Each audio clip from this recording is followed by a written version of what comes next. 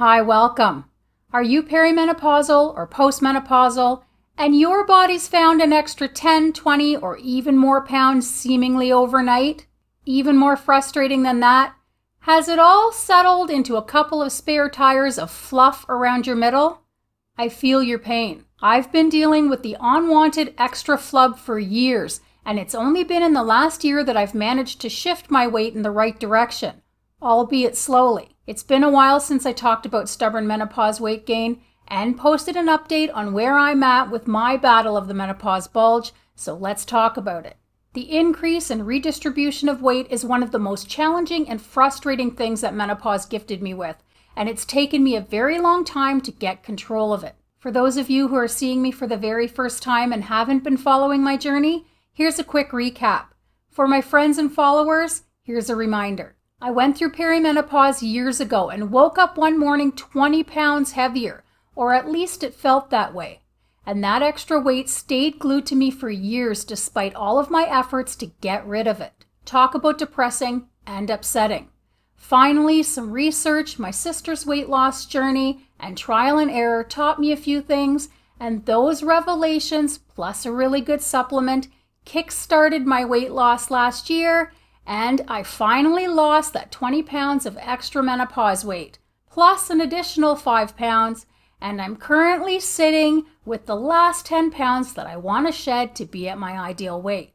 I never thought it would happen, and it's taking some work, but I'm happy I finally figured it out, and I hope this update and my past weight loss videos help you to be successful if you're struggling to get control of the extra weight. 3 of the major changes that helped me start ridding myself of the menopause flub are tweaks to my diet, exercise, and supplements. Here's where I'm at in all of those areas and why they continue to help me with my health and weight loss goals.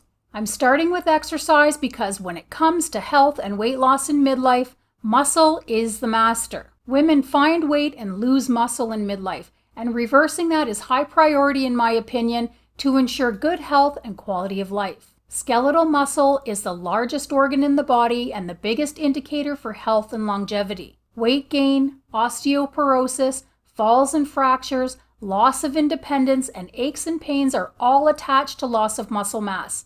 And losing weight without building muscle is much harder. So when the bat wings and jello legs appeared with my extra menopause weight, I knew that strength training was going to be a very important part of my health and weight loss journey. I started with mat workouts last year, and it was helping with my weight loss, but I wasn't building the muscle that I felt I needed, so I switched to using weights.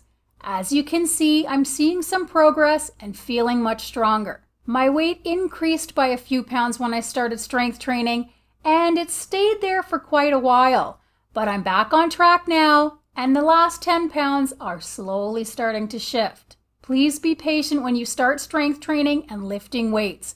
Your body composition is changing, so if the scale starts doing weird and wonky things, don't panic and just know that your weight loss will kick back in. More muscle burns more calories, processes sugars more efficiently, and improves insulin sensitivity, all of which help shed the stubborn menopause weight and help you feel and function better long term. It's also important to mention that high cortisol is often an issue when estrogen drops, and chronically high cortisol will keep your extra weight stuck right where it is, especially the belly fluff. So start slow and build up your exercise routine as you gain strength. High intensity exercise often works against you, and if you can't hold a conversation while you're exercising, it's too much. I strength train 1 hour 3 times a week and walk and stay active on alternate days. Walking is wonderful, by the way. Diet is also an important factor in successful weight loss in midlife. Mine is still focused primarily on whole foods with small amounts of dairy added in for protein because I'm not a meat eater, and getting adequate amounts of protein to support muscle growth and maintenance is important. Protein powder helps me increase my protein intake as well.